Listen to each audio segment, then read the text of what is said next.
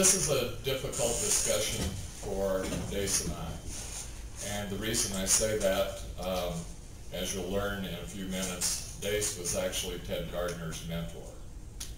And nobody condones what happened with the landing people.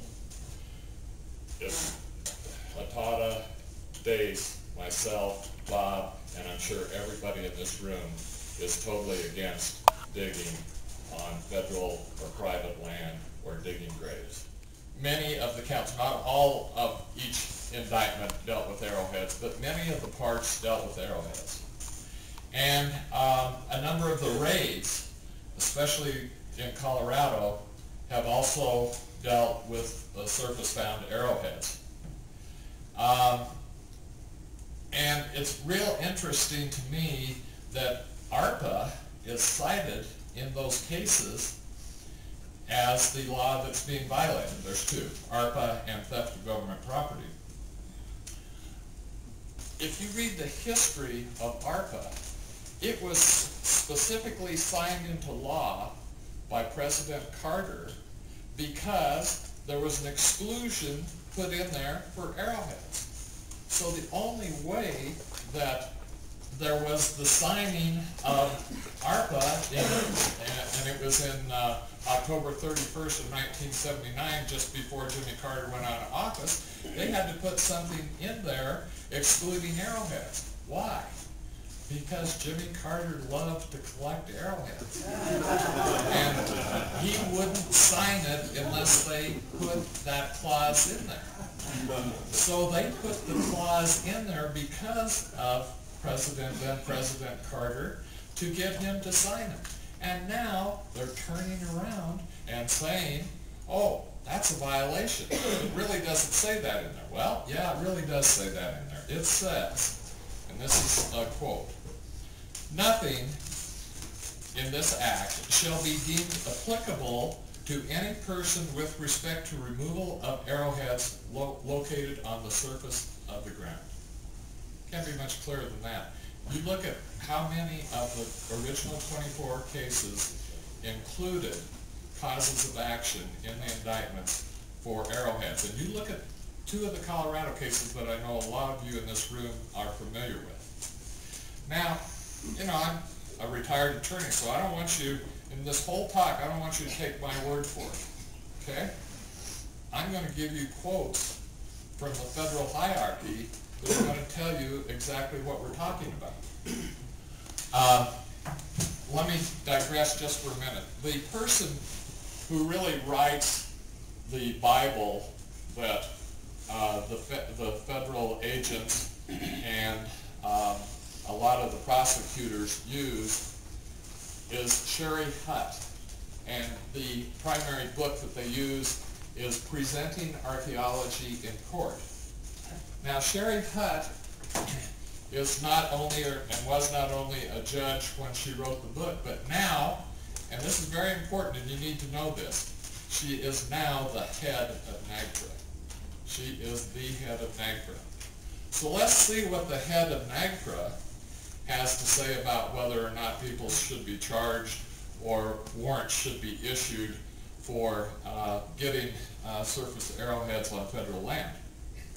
This is from a brief that she wrote for the National Park Service. "Expressly accepted from the protection of ARPA is the collection of arrowheads found on the surface of the ground. Although technically protected as a practical matter, arrowheads includes any object that would appear to the common person to be an arrowhead, even if it is actually a spear point or a scraper." Can't be much more specific than that. And that's from the head.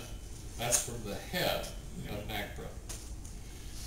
The Federal Archaeology Program put out a report May 19th, 2005 at, this is government of course, at 17:07 and 24 seconds. And here's what the Federal Archaeology Program report says. ARPA started, I'm sorry, let me start again. ARPA stated that in order for an item to be considered an archaeological resource of antiquity, it has to be at least 100 years old. Excluded from this, incidentally, were arrowheads, which are found on the surface of ground, because President Carter was a collector. This isn't what I'm saying. This is their own words. So, because to me, it is so clear that those counts and those warrants are improper, they had some inventive people. And these inventive people said, you know, somebody's probably going to read what Sherry Hett's brief actually says, and we're going to be in trouble. So we better find another count. So what they then did is, on the actual counts in the indictments and in a number of the affidavits for warrants and warrants themselves, they added a count as to arrowheads of theft of government property. The theft of government property statute was done a number of years ago, and it was to protect the military. They didn't want you taking your gun home when you got done with the service. So they passed theft of government property. Didn't have anything at all to do with arrowheads, but they want to bootstrap up their argument by using this. Well, the problem that they've got with that they don't know about, I don't think, is that the general law is very clear.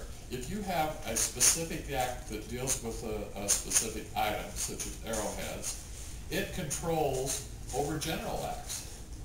So you've got a specific act, ARPA, that controls arrowheads. You have a general older act called theft of government property that doesn't deal with it at all. And again, I don't want you to believe me. Just recently, NAGPRA passed what it calls its final rules. And in section 10.6 of that, let me read to you how they agreed to follow what the specific general law has always been.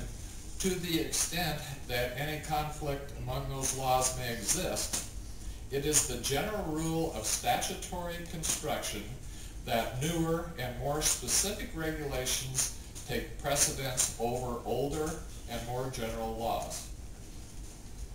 And that's, you know, that's a good statement. And it tells you why they can't really use and try to prosecute people by theft of government property. But even better than that, I'll probably lose my place here, so you'll have to forgive me.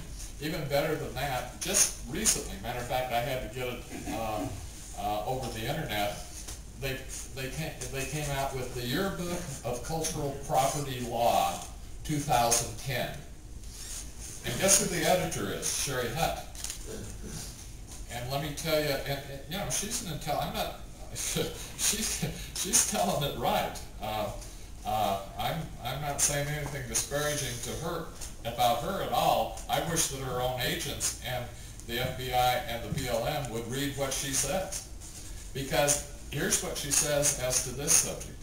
And finally, as to a general rule, if a more specific law applies to the facts or circumstances at issue, that law will govern over a more general law. This means that the applicable cultural resources law will supersede any more general property laws. How could it be any more clear for them that they can't use theft of government property against other archaeological laws?